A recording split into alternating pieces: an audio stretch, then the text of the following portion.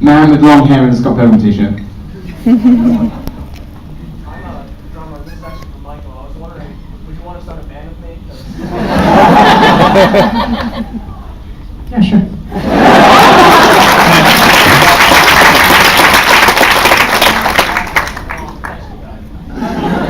My number's online. Okay. Man with hand very high in the air. You. Oh, I think the guy behind you. Perception. You come next. You're in second position. You go first. Okay. Do you have a favorite X on here? Like favorite character with each of you had a favorite? I couldn't pick an X. You know, they're all great in the film. I couldn't pick an X, but do you guys want to pick an X? Yeah, I love Brandon, and I love Chris.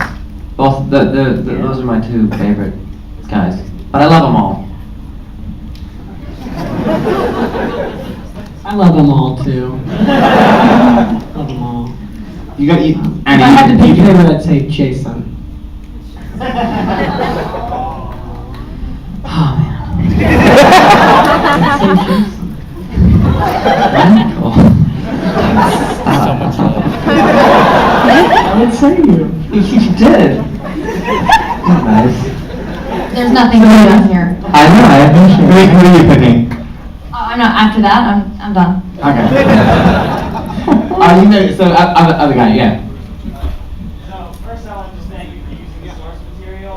You had a pretty rock solid storyboard there, and I'm glad that you used it. Thank you. Second of all, I'm a musician myself. Band, trio. Do you guys know each other? I can tell right now you wouldn't get along. The band is basically already falling apart.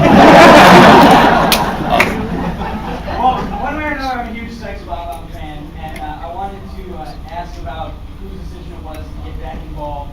He's an idol of mine, and also Nigel, in the production of the soundtrack. Was that Ryan's idea, or was it a joint thing? I really. No, so yeah, Nigel Godrich, who, if you don't know, is produced for Radiohead and Beck and Air and all manner of amazing artists. I've been friends with him for 10 years. I've been very lucky to kind of know Nigel for a while now. And we've been wanting to collaborate on something for forever, and then this film came up, and because it has so much music in it, and because, the music is a problem that the comics don't have to solve. Like, Brian never has to kind of worry about what it actually sounds like, so we had to come up with that. And so we kind of went through a bunch of artists, and with Brian's kind of thoughts as well. And it was Nigel that suggested Beck, and more in a way some of the bands are kind of playing pastiches of themselves, like the Metric song. They did a song for Clash of Demon Head, sounds very metric-y, and it was a track that they had taken off their last album because they said it sounded like somebody trying to do an impression of Metric, and I think, well, we'll have that one. But in the other cases, it was getting some of the artists to play parts, like Broken Social Scene, who are a great Canadian band, do the music for Crash and the Boys, which is nothing like their usual sound. But then Beck, he'd actually just done some great kind of Bob Dylan covers that were really kind of going back to his really early roots of being really kind of fuzzy and kind of he'd done them on 8-track demos at home. So he basically, it was Nigel's suggestion to get him on board. He, as far as I understand, the conversation went as simple as he said, "Oh, do you want to do some tracks for Edgar's film?" "Yeah, sure." I think that's pretty much the conversation. And then I went to meet him. Me and Brian Lee O'Malley went to meet Beck in San Francisco. Talked about the kind of sound, and we talked about some of the bands that we thought it might sound like a band called Times New Viking and Guitar Wolf, and sort of really kind of raw, and the Black Lips, who actually appear in the film as well. And then we gave him the books, we gave him the script, I gave him scene descriptions of where all the Sex Bomb songs were, and then we blew up all the Sex Bomb artwork to this kind of size and gave it to him to put around his studio. And he went to a studio in his house, and 72 hours later I had a CD with 24 tracks on it. and most of those are exactly the same as what's in the film. The opening kind of credits music is basically them just jamming. It's basically just an improv. Is that they got this riff and then they just went with it, and it's you had this 3-minute kind of rock out, which was amazing. And Garbage Truck and Threshold and all of those songs, he tried to kind of write them in the style of the band was supposed to be in their very early 20s, and the kind of songs that you would write as your first rock song. So they're really catchy, but they've also been kind of like, the lyrics have been written in like 3 minutes deliberately. And the only one that kind of like developed was the Ramona song, which I had a CD which had 10 different versions of that acoustic, and we picked one which Michael sang, and then the one at the end that you hear on the end credits kind of developed and got kind of bigger and bigger with strings and then lyrics and stuff. But pretty much all of the other Sex Bomb songs were kind of recorded over a weekend in November 2008, and me and Nigel were both of the mind of like, leave it, that's perfect. It should be kind of like raw and scrappy and fuzzy sounding, and we don't need to do any more work to it. Let's have a look over here. Let's go for man with B-cap. Okay, well, basically I was reading an article a few months back from Jason all of you guys. And it was just saying like how like DJs and stuff, like go like time off, I don't know, like the whole fashion. I'm just curious what you guys do with your time off. Yeah, I see.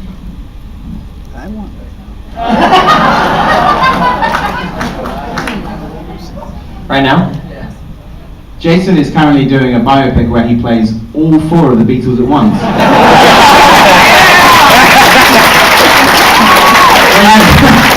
They had to say plenty of actors, so Jason's playing all of them.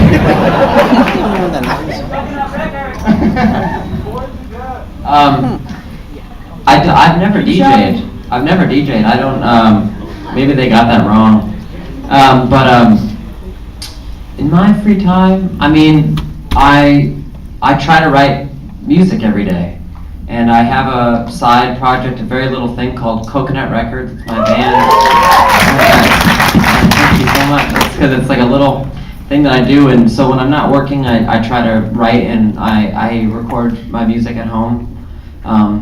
So that's what I do in my free time, and then just try to, it's hard. This is a strange industry, and it's hard to find things, and you maybe you find something that you like, but you can't be it. They don't want you to be in it, or you're not famous. It's just very tricky, and then so time takes on a whole nother thing. It's just strange, and so I think in my mind it's just important to, even though a lot of actors will just wait for a part, it's a lot of waiting. So I don't like that feeling very much. So I try to do things on my own, and just do things like my music. I can just be in control of it and record it cheaply and put it out cheaply. So I do that, and then I watch a lot of SportsCenter, and I've been watching Breaking Through with Tony Robbins. Have you guys seen it? It's incredible. It's an amazing show. It's on Channel 4. Last night it was on, second one. And I watched that. And Whenever you're ready for a breakthrough. yeah, watch it. Yeah.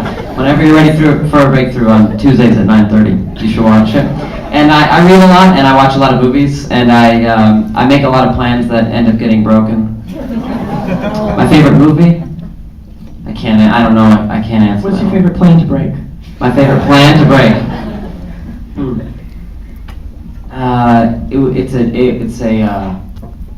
My favorite plan to break. Oh, I know what it is.